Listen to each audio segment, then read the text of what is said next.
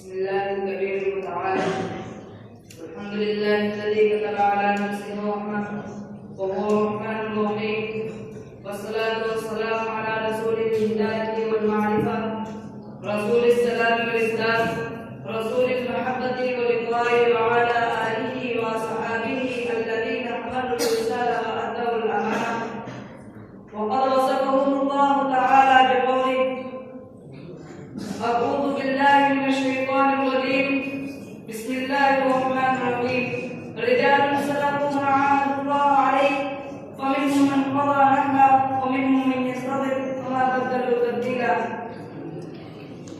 أصحاب المعالي والسماحة والإخوة الكرام، أصحاب المعالي والسماحة والإخوة الكرام، يطيب لي أن أخاطب هذه النخبة الكريمة من علماء أمتنا الإسلامية المجيدة وضيوفنا الأجلة، ويسرني أن أرحب بجميعكم أجمل ترحيب، أحييكم بتحية الإسلام تحية من عند الله مباركة طيبة.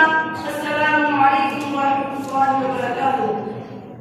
أيها الإخوة في الله، التزامن والتعاون والتعالف والتكاتف والتآزر والتناسل كلها بمعنى واحد، بمعنى التجمع من التكتل على فعل الخير، بمعنى الحث والطلبية، بمعنى السلب الطاقات والحث القضاء والقضاءات. قد تزامن إليه يهدف إلى الواقع كما يهدف إلى التوحيد، تماما كما يهدف الإسلام. ضرورة أن نتزامن بالإسلام وعزه وقلبه ولبه وطمعه وقيامه وديانته.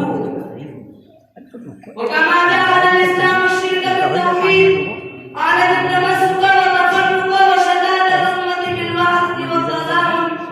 والتوحيد فرع الإسلام وجوهره وسبيله وغايته والهدف الأساء والمبدأ الأعلى والقاعدة الكبيرة الأنيسة. والتوحيد تضمن سر الدين كله: توحيد العقيدة، وتوحيد الكلمة، وتوحيد الرأي، وتوحيد الغاية. وفي سبيل التوحيد في